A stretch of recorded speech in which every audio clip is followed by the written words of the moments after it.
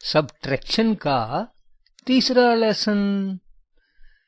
तीसरे लेसन में हम सीखेंगे कैसे हम सैकड़ों की संख्या में माइनस कर सकते हैं। पर पहले थोड़ा रिव्यू। अभी तक हमने जाना कि अगर 16 में से 4 माइनस करने हों तो नंबर लाइन पर 16 में से 1 गया तो 15, 2 गए तो 14, 3 गए तो 13 और 4 गए तो 12। पहुंचे 12 पर। या हम 1-1 रुपए के 16 सिक्के ड्रॉ करें और उनमें से 4 कम कर दें, है ना भाई। और अगर हम 16 सिक्कों की बजाय सोचें हमारे पास एक 10 रुपए का नोट है और 6 1-1 रुपए के नोट हैं, तो 1-1 रुपए के 6 नोटों में से 4 कम कर देंगे और 10 का नोट वैसे का वैसा रहेगा।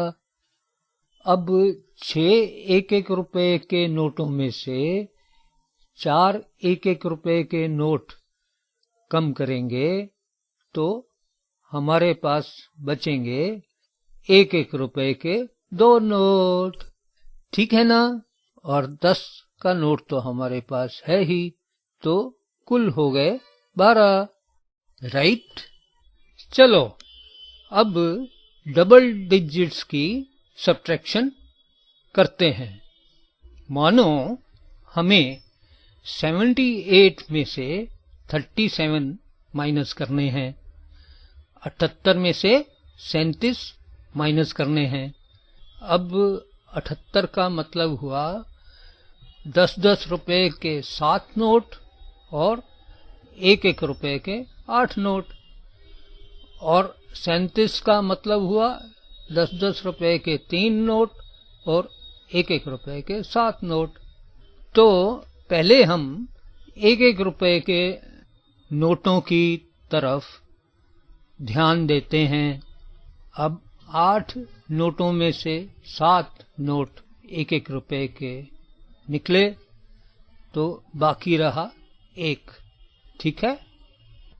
इसी तरह 10-10 के 7 नोटों में से 10-10 के 3 नोट निकले तो बाकी बचे 10-10 के 4 नोट और कुल हुए 41 रुपए, ठीक है। अब थोड़ा टेढ़ा सवाल।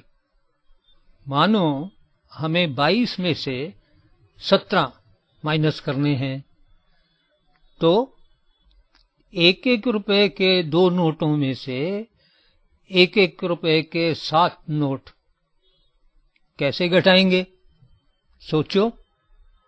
देखो 22 का मतलब है 10-10 रुपए के 2 नोट, 20 और 1-1 रुपए के 2 नोट हो गए 22। और 17 का मतलब है 10 रुपए का 1 नोट और 1-1 रुपए के 7 नोट हो गए 17, ठीक है। तो हम 10-10 रुपए के 2 नोटों में से 1 नोट तुड़वा लेते हैं, छुट्टा करवा लेते हैं, तो हमें मिल जाएंगे 10 रुपए।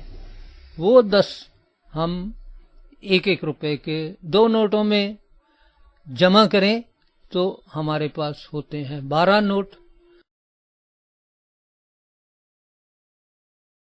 अब 12 में से 7 जाएंगे तो बाकी बचे 5, राइट।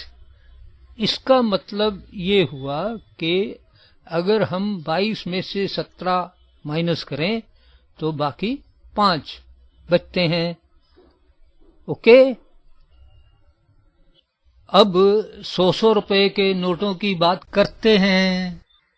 चलिए 703 में से 67 माइनस करके देखते हैं। 700 का मतलब है 100 रुपए के 7 नोट हो गए 700, और 10 रुपए के कोई नोट नहीं है तो जमा 0, और 1 रुपए के 3 नोट हैं। ठीक है, तो हो गए 703। अब 67 में 6 नोट हुए 10 के यानी 60, और 7 नोट हुए 1 रुपए के, टोटल 67, राइट। अब 3 है 7 से छोटा, तो क्या करें? और 10 का कोई भी नोट नहीं है, तो हमें 100 रुपए के नोट को छुट्टा करवाना पड़ेगा। अब 100 का नोट छुट्टा होगा तो हो जाएंगे 700 की जगह 600, और एक नोट जो 100 रुपए का छुट्टा होगा तो हमें मिलेंगे 10 रुपए के कितने नोट? 10 note, right. उनमें से एक 10 का नोट हम दे देंगे 3 को, हम ऐड कर देंगे 3 में, हो जाएंगे 13, और बाकी जो नोट बचे वो हुए 90 आएगा यहाँ। ओके, वो 13 में से हम 7 को माइनस करते हैं तो हमें मिलते हैं 6।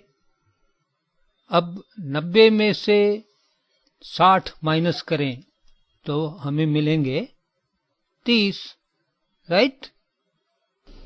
600 का 600 आ जाएगा यहाँ, और कुल हुए 600 जमा 30 जमा 6, 636। ओके, जब आपको हो जाएगा एक्सपीरियंस तो आप 3 को 13 बनाने के लिए एक 10 लेंगे 70 में से, बाकी बचेंगे 69। 13 में से 7 को माइनस करेंगे तो मिलेंगे 6, और 69 में से 6 माइनस करेंगे तो मिलेंगे 63। टोटल हो गए 636, राइट। एक तरीका और भी है, उसमें 100 का नोट आप छुट्टा करवाएंगे तो 700 के नोटों में से बचेंगे 6, और जो आप छुट्टा करवाएंगे वो 10 के 10 नोट आप लिखेंगे यहाँ, और उन 10 नोटों में से एक नोट 10 का आप छुट्टा करवा के 3 को दे देंगे, वहां रह जाएंगे 9, और 3 के हो जाएंगे 13। अब 13 में से 7 माइनस करेंगे तो 6, और 9 में से 6 माइनस करेंगे तो 3, और 6 के नीचे तो कुछ नहीं है तो 6 का आ जाएगा 6, फिर भी होंगे 636। तो आप दाएं से बाएं करें या बाएं से दाएं करें, जवाब वही मिलेगा। अब एक सवाल आप अपने आप भी हल करके देखें। 953 में से 754 को माइनस करके देखो। Okay, bye bye.